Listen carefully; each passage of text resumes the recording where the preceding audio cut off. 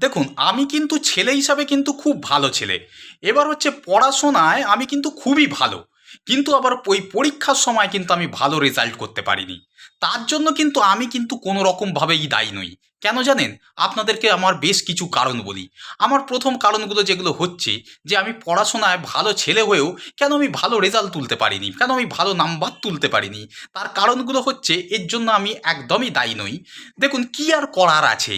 এই যে গরমকালে যে হারে গরম পড়ে তাতে কি পড়াশোনা করা যায় আপনারাই বলুন। তো এই গরমকালে আমি পড়তে পারতাম না এই এত গরম পড়ার জন্য। শীতকালে ঘুম থেকে উঠতে উঠতেই দেরি হয়ে যায়, কখন পড়বো, কখন স্কুলে যাব, কখন পড়তে যাব, এই করতে করতেই তার উপর আবার শীতকালে দিন ছোট, রাত বড়, তারপর যে হারে ঠান্ডা লাগতো সেই জন্য আর পড়াশোনা করতে পারতাম না। ওই জন্য গরমকালেও পড়তে পারিনি, শীতকালেও পড়তে পারিনি। তারপর আবার বর্ষাকাল, বর্ষাকাল ওরে বাবা, সে তো আবার মারাত্মক ঘটনা। বর্ষাকালে আবার আমাদের ঘরে আবার জল ঢুকে যেত, সেই জন্য আবার পড়াশোনা হতো না। আবার মাঝে মাঝে কারেন্ট চলে যেত, সেই জন্য আরোই পড়াশোনা হতো না।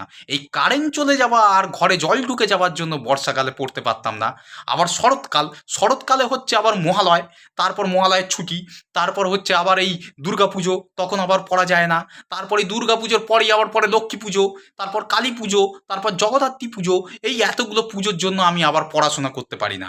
আবার কার্তিক পুজোয় আবার অনেক লোকের বাড়িতে আবার নিমন্ত্রণ পড়তো, ওই জন্য আবার বাড়িতে বাড়িতে আবার খিচুড়ি, তারপর হচ্ছে লুচি আলুর দম খেতে যেতাম। তো সেই জন্য আবার সেদিনকে আবার পড়াশোনা আবার হতো না।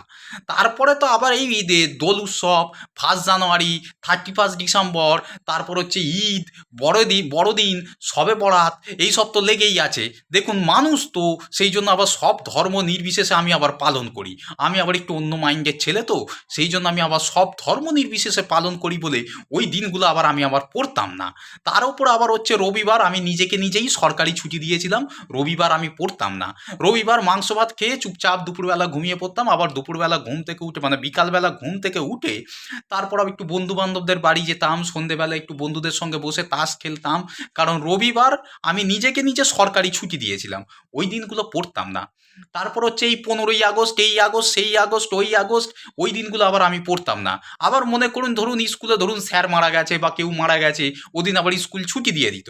তো সেই জন্য ওই স্যার যে মারা যেত, তো সেই জন্য তাদের জন্য আবার শোক পালন করতাম বলে ওই দিনগুলো আবার আমি পড়তাম না। তো আবার হচ্ছে ধরুন পাড়ায় কেউ মারা গেল, সেই দিনগুলো আবার পাড়ার কেউ মারা যাওয়ার জন্য সেই তাদের মানে তাদেরকে মানে সম্বর্ধনা জানানোর জন্য মানে তাদের কথা চিন্তা করে ওই দিনগুলো আবার আমি পড়তাম না। তো এই কারণে আমি পড়াশোনায় ভালো ছেলে ছিলাম।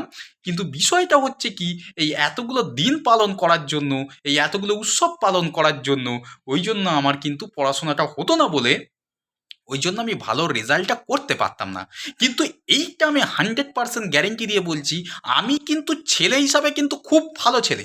আমি কিন্তু খুব ভালো নাম্বার তুলতে পারতাম। কিন্তু এই যে উৎসবগুলো পালন করতাম বলে সেই জন্য আমি কিন্তু পড়াশোনায় ভালো রেজাল্ট করতে পারিনি। এবার বন্ধুগণ, আপনারা কমেন্টস করে জানান, আমি কি যা করেছি তা কি ঠিক করেছি? আপনারাই কমেন্টস করে জানান বন্ধুগণ। তারপর বাকি কথা পরে হবে। যাই হোক, আমার এটাই বলার ছিল, বলা হয়ে গেছে। এখন আমি চলে যাচ্ছি।